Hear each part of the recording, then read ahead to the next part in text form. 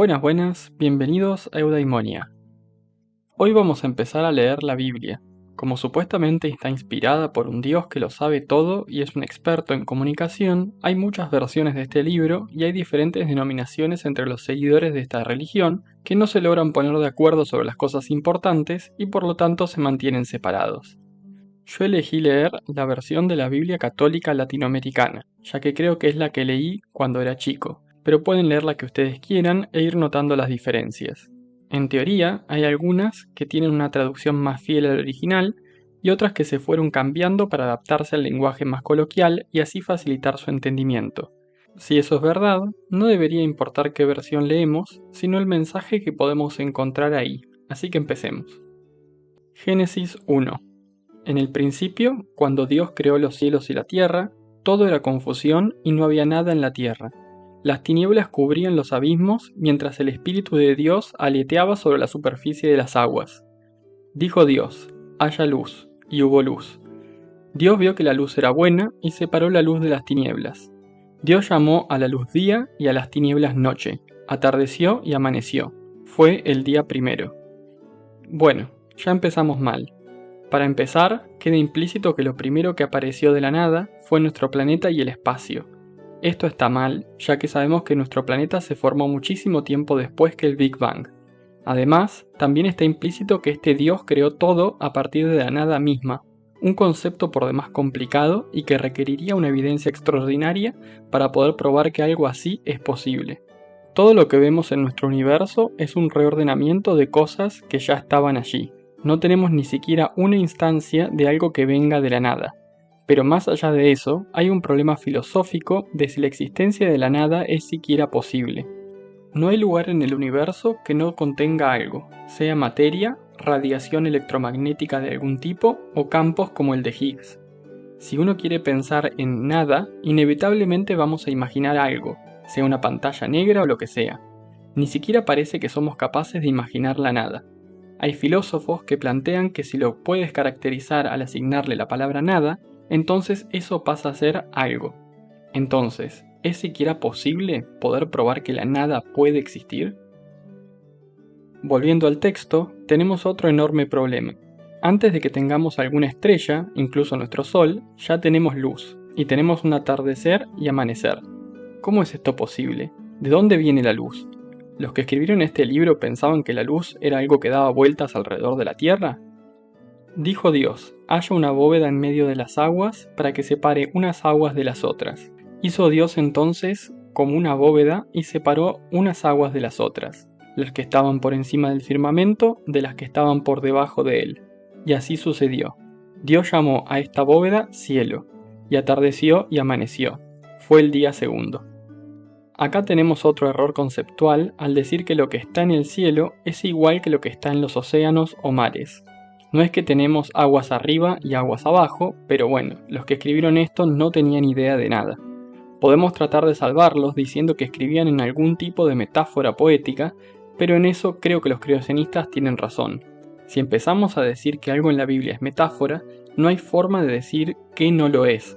Y hasta tendríamos que no existió un pecado original, por lo que las bases de la historia de Jesús no tendrían sentido y podríamos descartar toda la religión como un cuento de hadas.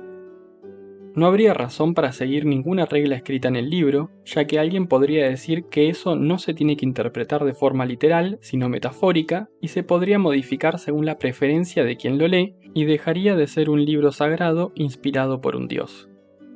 Dijo Dios: júntense las aguas de abajo de los cielos en un solo depósito y aparezca el suelo seco. Y así fue. Dios llamó al suelo seco tierra y al depósito de las aguas mares. Y vio Dios que esto era bueno. Dijo Dios: produzca la tierra hortalizas, plantas que den semilla y árboles frutales que por toda la tierra den fruto con su semilla dentro, cada uno según su especie. Y así fue. La tierra produjo hortalizas, plantas que dan semilla y árboles frutales que dan fruto con su semilla dentro, cada uno según su especie. Dios vio que esto era bueno, y atardeció y amaneció. Fue el día tercero. Y siguen pasando los días sin tener una sola estrella. Por suerte las plantas pueden hacer fotosíntesis con la luz que sale de la nada. También parece que lo primero que apareció fueron las plantas de todo tipo, algo que sabemos que también es falso. Venimos bien. Dijo Dios: haya lámparas en el cielo que separen el día de la noche, que sirvan para señalar las fiestas, los días y los años, y que brillen en el firmamento para iluminar la tierra. Y así sucedió. Hizo pues Dios 2 grandes lámparas, la más grande para presidir el día y la más chica para presidir la noche, e hizo también las estrellas. Dios las colocó en lo alto de los cielos para iluminar la tierra, para presidir el día y la noche y separar la luz de las tinieblas. Y vio Dios que esto era bueno. Y atardeció y amaneció. Fue el día cuarto. Finalmente tenemos las estrellas y la fuente de esa luz que salía de algún lado. Un poco tarde, pero bueno.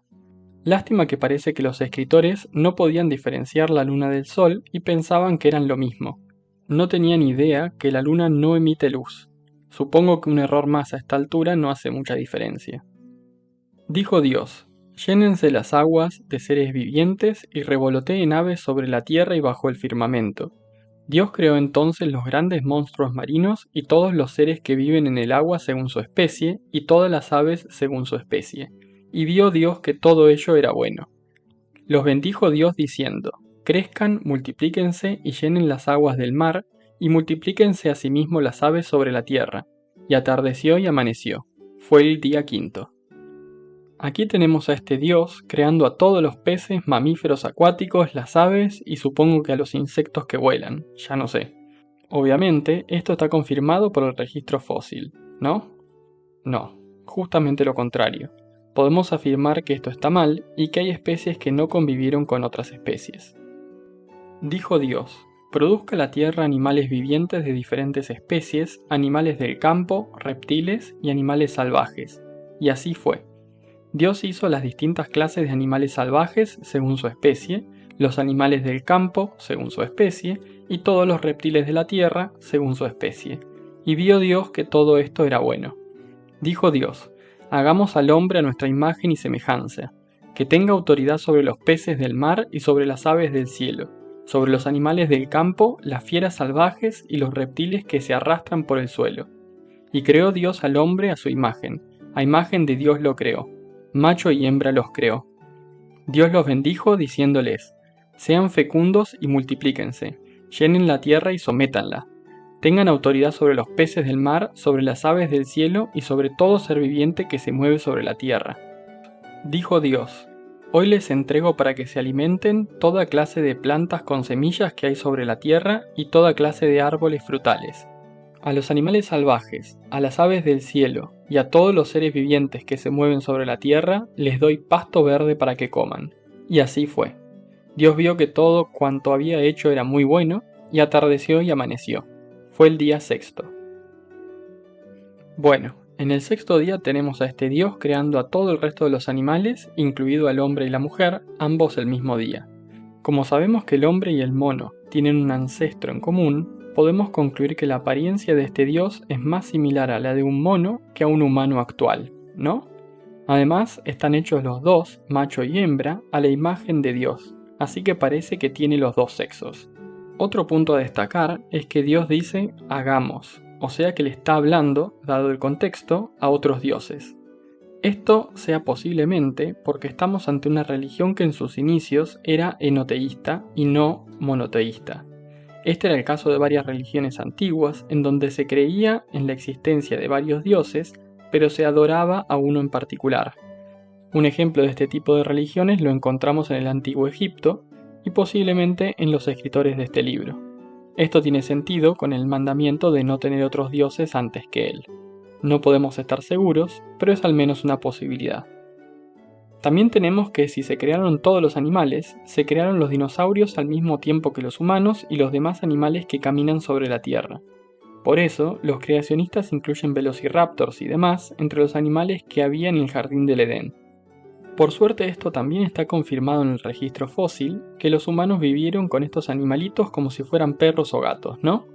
De nuevo, podemos afirmar que esto es falso, simplemente está mal. Y eso es todo por hoy. Arrancamos bárbaro, sin problemas de ningún tipo.